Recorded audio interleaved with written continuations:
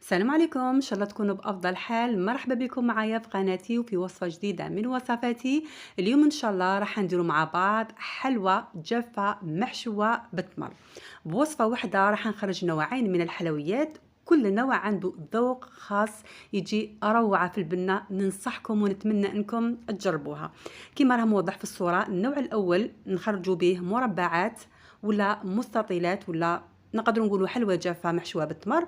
والنوع الثاني أصابع محشوة بالتمر ومرمدة في اللوز ولا في الكاوكاو، يعني على حساب المقدور. وكل نوع عنده ذوق خاص به، يعني حلوى تجي ما شاء الله.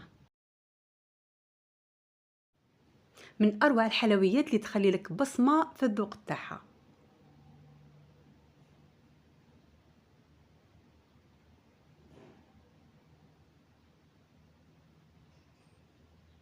بالنسبة للمقادير، مقادير بسيطة، يعني ما فيهاش تعقيدات.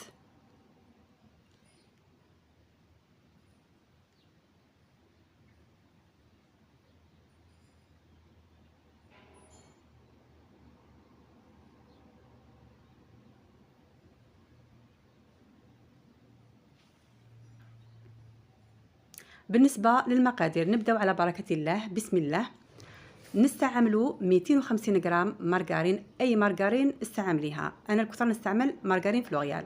عندي كاس سكر جلاس يكون بومبي كما راكم تشوفوا في الصوره، يكون بومبي. نستعمل 3 صفار بيض، 3 ملاعق كبار مايزينا، نستعمل 3 ملاعق صغار ولا زوج لافاني، ونستعمل مغرفه صغيره خميره الحلويات. وعندي فرينه. هذه العجينه لازم تكون طريه. دوك تشوفوني شحال درت من ملعقه، يعني تقريبا مقادير مضبوطه. ندير لا مارغرين، من الأحسن تكون درجة حرارة الغرفة. أنا شوية كانت حاكمة روحها، عيتني شوية في الخدمة. نضيف السكر مسحوق اللي يكون كاس معمر، ننخلو باسكو لقيت فيه الحبيبات. نخلته مليح، من بعد جمعت كامل المكونات حتى نتحصل على عجينة تكون طرية.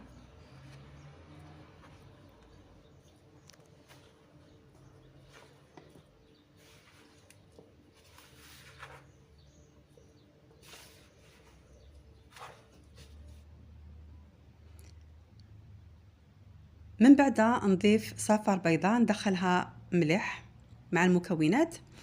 من بعد نضيف اللي بقاو.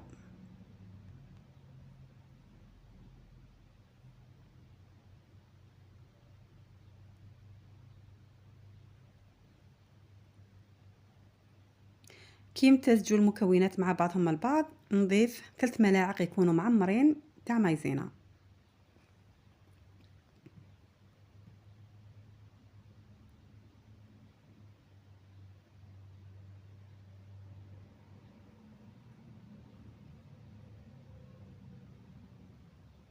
هنا نضيف لافاني. لافاني دائما تكون مورا البيض. من بعد نضيف 3 ملاعق يكونوا بومبي تاع مايزينا اللي هي نشا.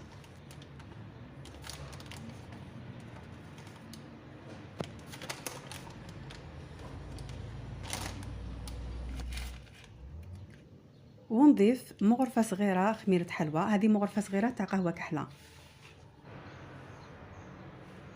ندخل المكونات ونبدا نضيف في الفرينه. الفرينه في الاول درت 2 مغارف يكونوا معمرين يعني بومبي، ندخلهم مع المكونات. من بعد نبدا نضيف بشويه. هنا لحد الان دايره 2 مغارف، درت 4 عفوا. دوكا نزيد 6 مغارف وندخل كامل المكونات.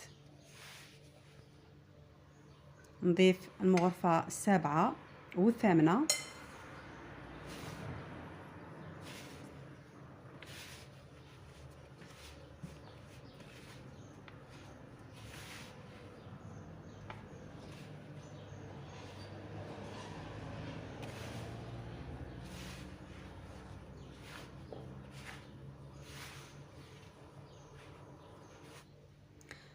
من بعد نضيف المغرفة التاسعة والعاشرة ويكونوا دايما معمرين.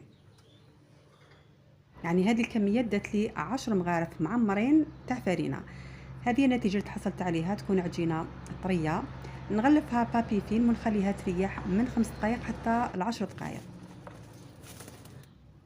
بالنسبه للحشوه، انا الحشوه خدمتها قبل العجينه، بصح في لا فيديو درت لكم العجينه من بعد بينت لكم الحشوه. الحشوه عندي تمر نقيه مليح، نفور ولا نديرو في الميكرووند. هنا ندير له مغرف تاع جلجل حتى 2 ملاعق يكونوا محمصين. درت رشه تاع قرنفل يكون مطحون ورشه تاع قرفه. نجمع المكونات ونغلفهم بابي فيلم ونخليهم باش ما يبسوليش، يعني يبقاو لي اطرايا. هذه الحشوه تجي هايله في اي حلوه ديريها، سواء في المقروش سواء هذا النوع، يعني اي حلوه محشيه بالتمر ضيفي لها هذو المكونات راح تكون نكهه هايله. بعد ما كملت كامل المراحل نجيب العجينه نفتح بوده، يعني كيما نخدموا المقروط. ندير الحشوه تاع التمر في الوسط، هنا كانت شويه عريضه يعني زدت كبرتها.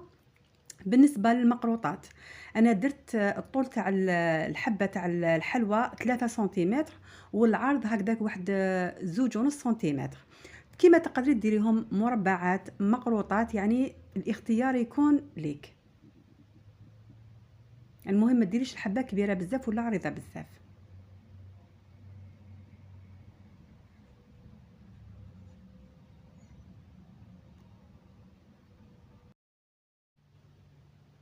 ونبدا نخدم في الحربوش كيما اللي نكون راح ندير المقروط حتى نلقى انه هذيك العجينه راهي ملساء. نبدا نقطع باي قطعه تكون عندك ولا موس. انا كانت عندي هذه القطعات، دير اشكال من لي كوت يكونوا شابين، ولا تقدري تستعملي الموس.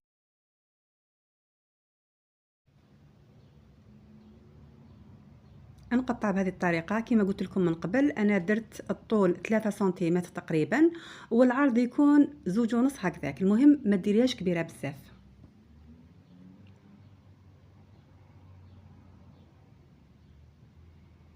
ودائما عبري بحبه باش الشكل يكون واحد. نحكم حبة حلوى نديرها في يدي ولا في لاكوبات ونبدا في عملية النقش. نحكم نقاش، نستعين دائما بلا فارين، ننقش بهذه الطريقة. كي نكمل هذا الاتجاه نروح الاتجاه الثاني، كي شغل راح ندير حرف في، يعني كيما راه موضح في الصورة بطريقة سهلة وراح تنجحي فيها ان شاء الله من اول مرة. برك استعيني بالفارينة.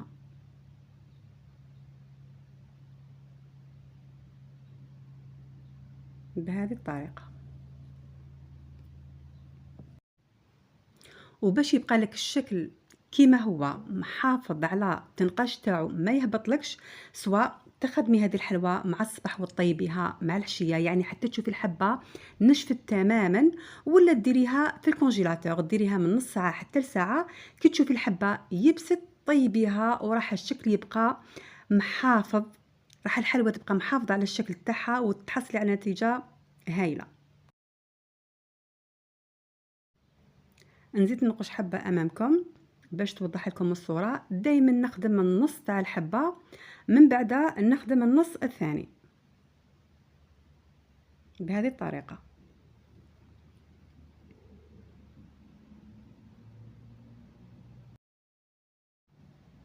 بالنسبة لطريقة الطهي، أنا هذه الحلوى درتها في الكونجيلاتور، يعني ما خليتهاش من الصباح حتى العشية، درتها في الكونجيلاتور. كي شتها حكمت روحها، يعني حكمت الحبة شتها يابسة، طيبتها والشكل بقى محافظ على نفسه، يعني ما تبدلش الشكل، يعني هذاك التنقاش بقى حاكم روحه.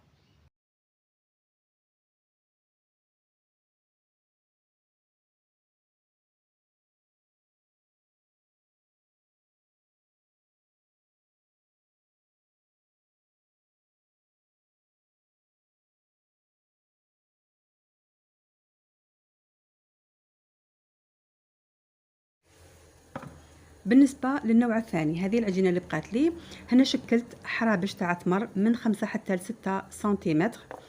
كان عندي ثاني من جهة اللوز رحيتو به بقشورو كما تقدري تستعملي الكاوكاو. هذا اللوز بعد ما رحيتو فوتو في السيار باش هذاك المسحوق كامل يهبط لي ويبقى غير الخشين من الفوق.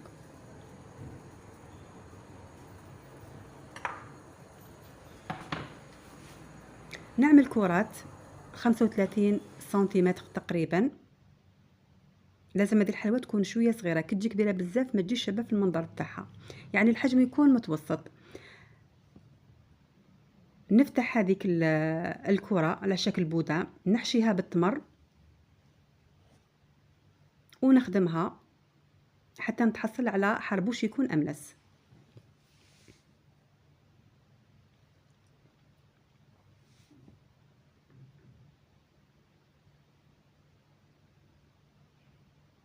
نطليه كامل بياض البيض، من بعد نديرو في هذوك المكسرات اللي هما اللوز بهذه الطريقة، ونضغط ضغط خفيف باش هذوك الحبات تاع اللوز يسقوا في العجينه وما يطيروش كي يطيبوا.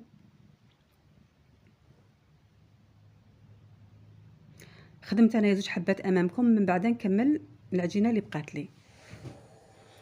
ندي حبه تاع لوز نديرها شويه بياض البيض ونضغط ونديرها فوق الحبه تاع الحلوى ونضغط ضغط خفيف باش ما تطيليش كي طيب. هذه الحلوى نطيبها على درجه 170 تقريبا.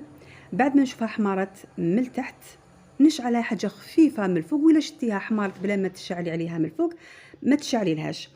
كي طيب الحلوى خدمت من قبل عسيله فيها كاس سكر، 2 كيسان ماء، خليتهم يغلوا مليح حتى من 10 دقائق حتى ربع ساعه.